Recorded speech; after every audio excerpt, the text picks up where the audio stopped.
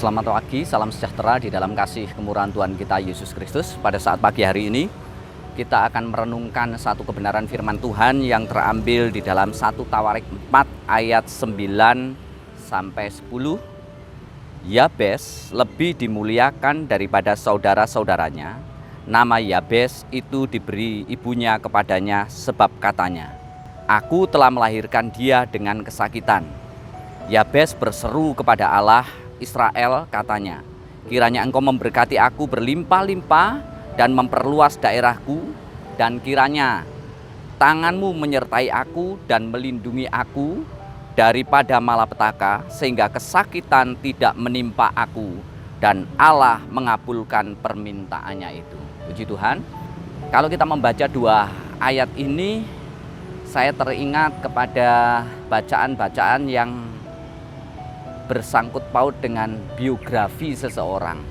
Misalkan kalau kita membaca biografinya Pak Karno, maka kita akan belajar beberapa hal dari kehidupan Pak Karno.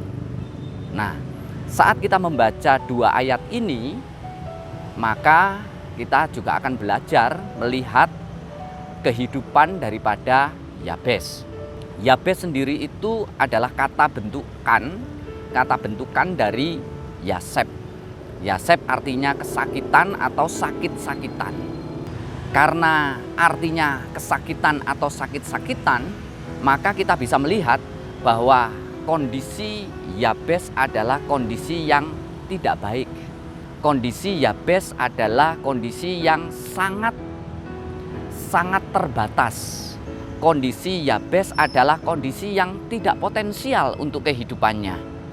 Dari pengertian kata Yaseb itu, kemudian kita bisa melihat satu hal yang sangat baik dalam kehidupan Yabes, yaitu dia menyadari akan keterbatasannya itu. Yang pertama yang perlu kita lihat adalah dia menyadari keterbatasannya itu. Kesadaran akan keterbatasannya itu tidak membuat Yabes kemudian menjadi patah arang, tidak membuat Yabes kemudian menjadi seorang yang kehilangan harapan ketika melihat masa depannya. Justru ketika Yabes menyadari akan keterbatasannya itu, dia berdamai dengan keterbatasannya itu. Dia mensyukuri apa yang dia harus alami di dalam segala keterbatasannya itu. Pagi hari ini mungkin kita sedang berada dalam situasi yang sama dengan Yabes. Sumber daya kita sangat terbatas. Mungkin kita menyadari kekuatan kita terbatas. Mungkin kita menyadari modal dan potensi yang kita miliki sangat terbatas. Tapi jangan pernah patah arang dengan semuanya itu. Justru dengan kesadaran akan keterbatasan itu, kita harus bisa melihat bahwa masih ada Tuhan yang bisa dan sanggup menolong kehidupan kita. Nah, hal yang kedua, kalau kita belajar dari Yabes adalah Yabes menggantungkan dirinya kepada Allah. Atau Yabes berharap penuh kepada Allah. Yabes berharap penuh terhadap pertolongan Allah. Hal yang kedua dari kehidupan Yabes yang perlu kita pelajari adalah Yabes selalu bergantung penuh pada Allah.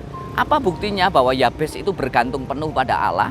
Coba kita melihat di dalam 1 Tawarik pasal yang keempat ini, ayat yang ke-10 berkata, Yabes berseru kepada Allah Israel, katanya, "Kiranya engkau memberkati aku berlimpah-limpah dan memperluas daerahku, dan kiranya tanganmu menyertai aku dan melindungi aku daripada malapetaka, sehingga kesakitan tidak menimpa aku." Coba kita perhatikan dengan seksama ayat ini. Kiranya engkau, kiranya Tuhan. Ini bukti dari ketergantungan Yabes kepada Tuhan.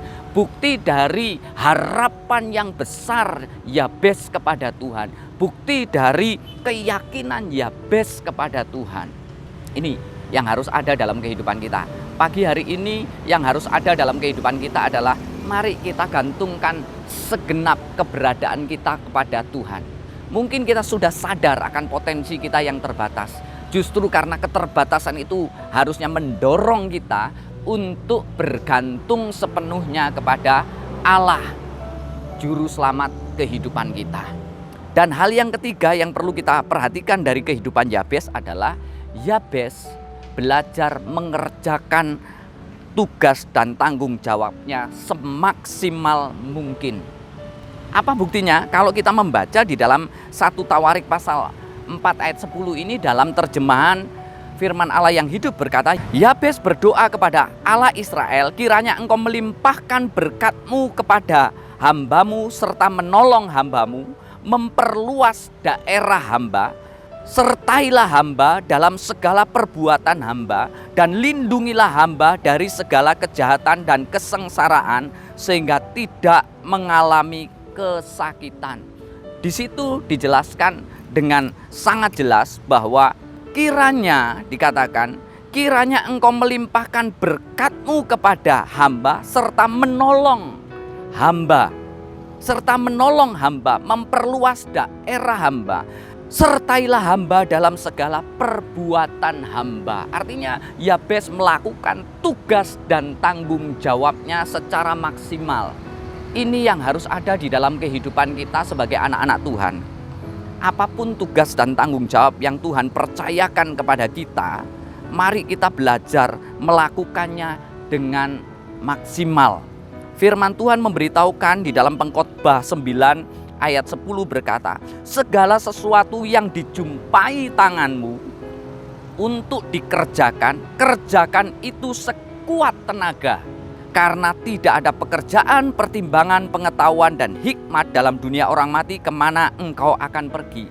Lakukan tugas dan tanggung jawabmu dengan sekuat tenaga.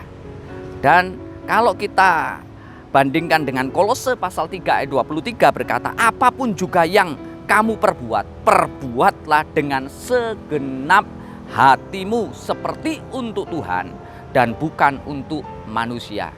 Mari, ketika kita belajar dari kehidupan Yabes, kita menemukan 3 hal. 1, kesadaran akan keterbatasan. Yang kedua, mari kita bergantung sepenuhnya kepada Tuhan. Dan yang ketiga adalah mari kita lakukan tugas tanggung jawab kita dengan maksimal. Amin. Mari kita datang pada Tuhan. Kami bersyukur kepadamu ya Tuhan. Ketika kami belajar tentang Yabes, kami beroleh rema yang indah di dalam kehidupan kami. Dan kami saat ini Tuhan berdoa untuk sidang jemaat-Mu GPDI COTW Tuhan. Kiranya Tuhan memberkati seluruh jemaat-Mu Tuhan. Tuhan memberikan kekuatan, Tuhan memberikan kemampuan untuk mereka maksimal di dalam Engkau. Terima kasih Tuhan, di dalam nama Tuhan Yesus Kristus. Haleluya. Amin.